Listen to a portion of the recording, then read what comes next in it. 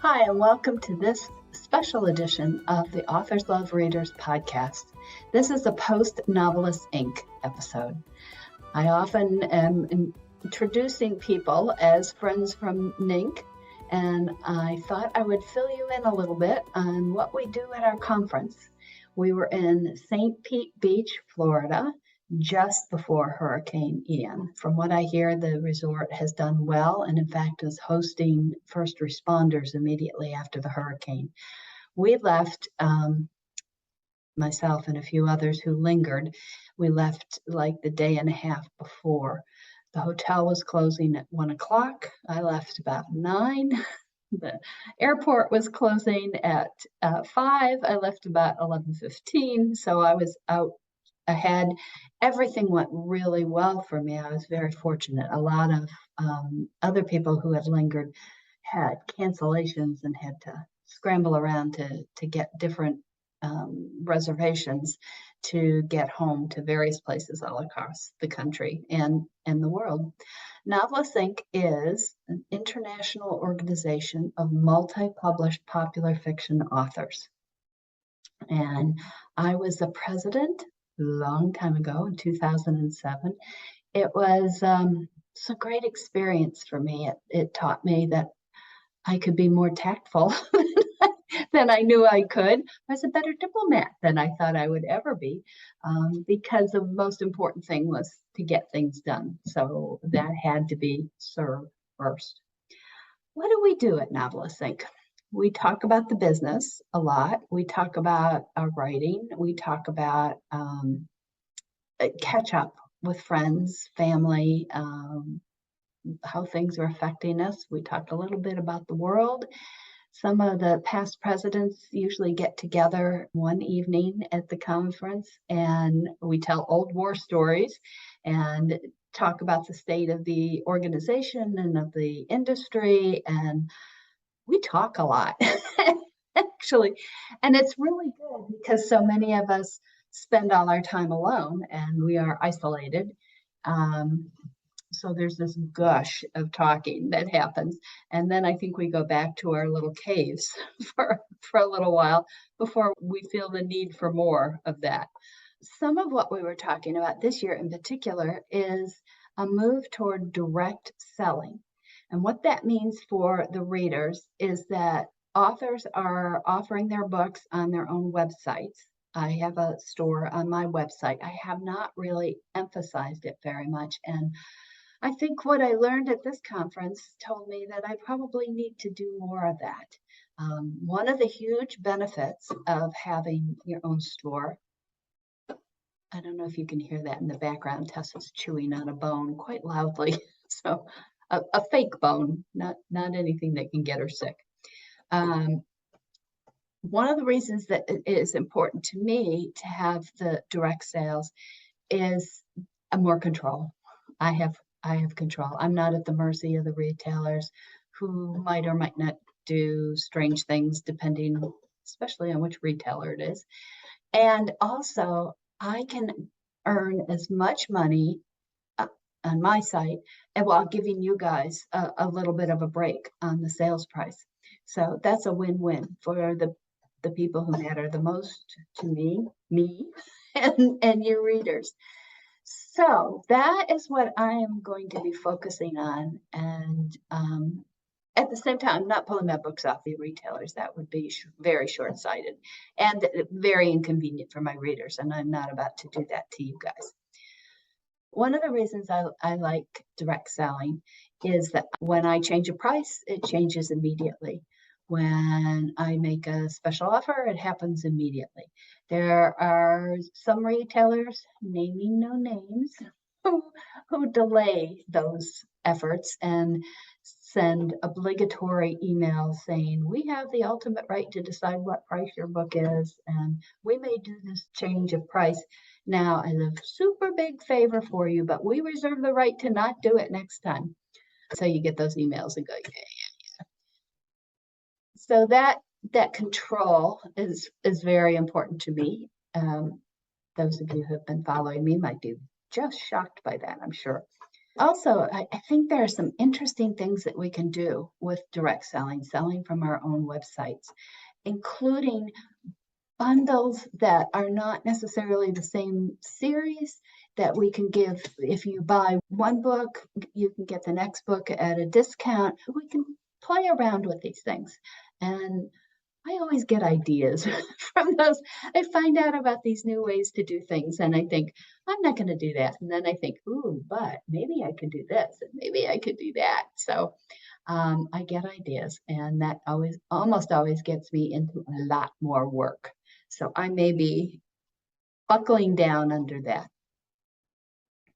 One of the things I always find interesting at the conference is listening to people who haven't been around as long as I have, both on this earth and in the business, and hearing myself in them, and wishing I could tell my old self, and also, well, I guess it was my young self, anyhow, previous self, and these people, not to worry so much, not to get so tight about things, because there are very few things. Maybe there's nothing that you can do in this business that could stop you forever from writing, because you could reinvent yourself. You could come out under a new name and a new genre. You could do something. And I think that I wasted a lot of time, and I see some folks now who are wasting a lot of time angsting over doing things exactly right when there is no exactly right. You do the best you can and write stories that keep you interested and entertain you, and then hope to find readers who feel the same way. It's the way, in my mind, how you can stick around. I have to do math quick in my head. My first book came out 32 years ago. My math may be wrong there. I'm close. That's a long time. That's a long time to be doing something. It's a long time to ride the waves, because there are always going to be waves. And the only way I think you do it is to look at the long term, to think about, I want to stick around. I want to be able to keep doing this. And the most important thing to be able to keep doing it is not necessarily to make money. Although we all want to make money because we want to support ourselves writing, we want to support our families.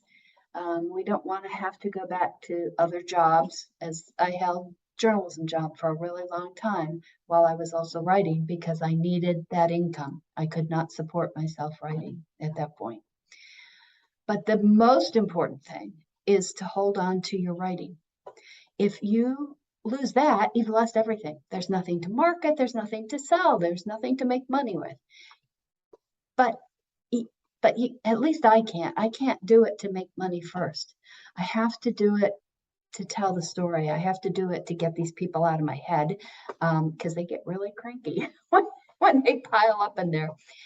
And I just, I wish I could take what I've learned and beam it into the brains of and the hearts of some of these folks who are just starting out, who are being hard on themselves. I don't want them to be hard on themselves. I want them to be easier on themselves than I ever was on myself.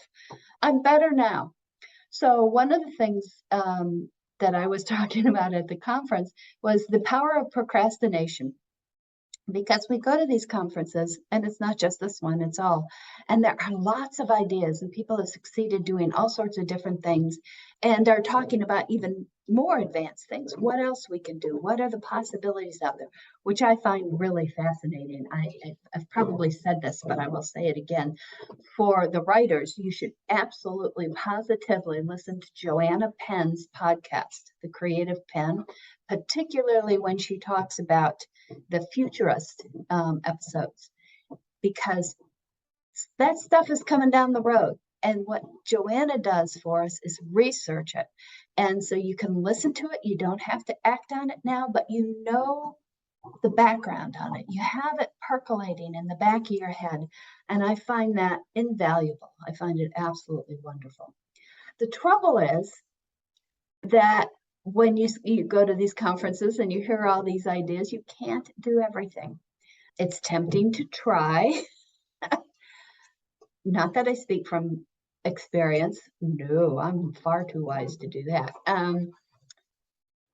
So I have learned in the past few years, I don't know exactly how, it's been gradual, but I've realized that I realized it in the past few years, that your instincts will often say, I don't want to do that. I just don't want to do that. Or it's not high on my priority. Great, don't do it. You don't have to do everything. And what I've found is that by procrastinating those things that I don't want to do several times, by the next year or 2 years, they're passé. Nobody's doing them anymore. Hot dog. I have procrastinated my way out of doing something I don't want to do. Now, that doesn't always work. And in fact, when I came back from the conference, one of the first things I did after picking my dog up at the boarding kennel, of course. Oh, and I should say, the boarding kennel is also where she goes for doggy daycare. So this was not exactly a hardship on her. She had a private suite, not the one with the TV in it, because this dog goes nuts over the TV. So she did not have a TV, but she had more than a kennel space. And when I called up to see how she was doing, one of the young women said, to tell you the truth, I don't think she knows that she's not at home. So this dog was having a great time. Stabbed me in the heart. She didn't miss me at all. She was having a wonderful time. Okay, what was I saying? Okay, first thing I did after I picked up Tessa from doggy daycare, who was like, oh yeah, you, okay, I remember you, but not like other dogs getting all excited. She did not, but she's happy to be home now too, she said defensively. Okay, yes, going back. One of the first things that I did when I got back was something that I procrastinated from last year, and that was A+ content on Amazon. I thought last year, this is a fad. I don't have to do it. What it is, when you guys go in and look at a book and you scroll down from the cover and the description and you scroll down farther, and there are graphics there or other information, that's A+ content. We will see if any of my books get it. I have submitted it. I'm waiting for the approval now, because you have to get approved on what your A+ content is. But they were saying this year that it is showing a small percentage increase on conversion. When people come to the page from whatever source, it's the percentage of people who then purchase the book. So I would like that percentage to go up. I hope you all will help with that. And in the meantime, I'm working on A+ content. I'm also working on my personal bookstore at patriciamclinn.com, figuring out what's possible, what extra things I could do there. Down the road, I may switch to a more robust store platform. Decisions, and each decision includes work. So that's always the drawback. What else did I learn? No, I think I learned or had reinforced that that I'm known as a bit of a skeptic. That comes back to the procrastinating and the I don't wanna, not gonna. Asking questions. I ask a lot of questions, so that was not a surprise. Every time I come back from Novelists Inc, I realize that I've let a different element of the business slide somewhat. So it's reminding me of going back and checking those things and making sure that those things are okay and updating. Because when I always say I have more than 60 books, and my assistant Kay will say, you may have 60 different stories, but you've got a lot more books. So she says I should talk about ISBNs. And there are more than 100 ISBNs. I'm doing audio and paperback, and I'm doing large print. So audio was a big discussion at Novelists Inc this year, and especially the AI audio. And I am doing that. I've split. I'm doing voice narration on my mysteries, the Caught Dead in Wyoming series and Secret Sleuth with Betsy Moore. I had started doing romances with a voice narrator way back, like 2013, 2014. And I liked them. I liked them a lot, but they didn't sell to the extent that they supported themselves. I was losing money on them. So I said, okay, well, if there's not the demand for those, I won't do them. Now, Google Play is offering AI, artificial intelligence voices that are okay. There are flaws with them, but they're also working on that. And so I have started doing my backlist of romances in the AI voice narration. The entire series of the wedding series is up now in AI. I would love to hear what you folks think about that. And actually, I put the first book on free to hope that more people would be introduced to it and see what they think about it. I've got the voice narration on the beginning books of the Wyoming Wildflower series, and I will pick up and complete the series with the AI narration. So that's a big thing. And please let me know what you think, even if you hate it. It would be really interesting to know how you reacted to it. I think Tessa just made a guest appearance behind me. One of the best things about Novelists Inc for me is to reconnect with friends. There are 5 of us who share a suite, and there's a lot of talk going on. There's a lot of reconnecting, even though we keep in touch with each other, during the year through electronic means. It's special being there together.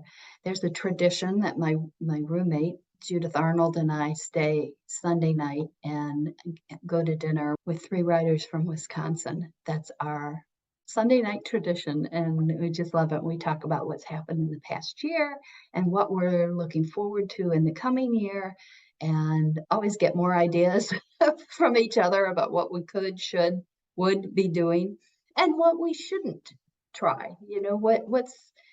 What we should knock off our lists. A couple of years ago, instead of a New Year's resolution list, I did a list of what I was going to quit.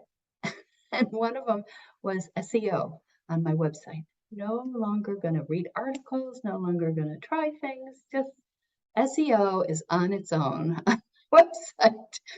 And it's been a relief. So I'm always looking for more things to quit.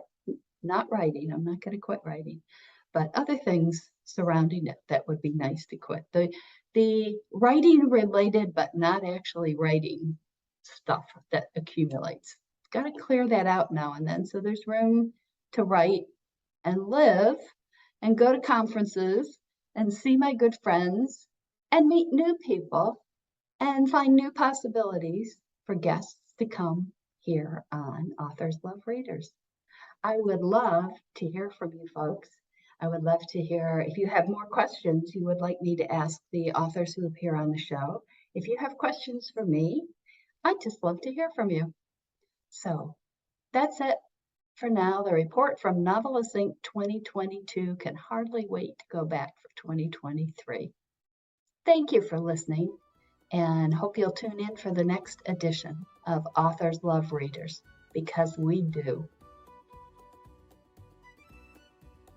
I'm also here to ask you to help support Authors Love Readers podcast. You can do that in a number of ways. Of course, we would appreciate very much your joining us on Patreon, where you can pay as little as $1 a month to show your support for the podcast and to help keep it going.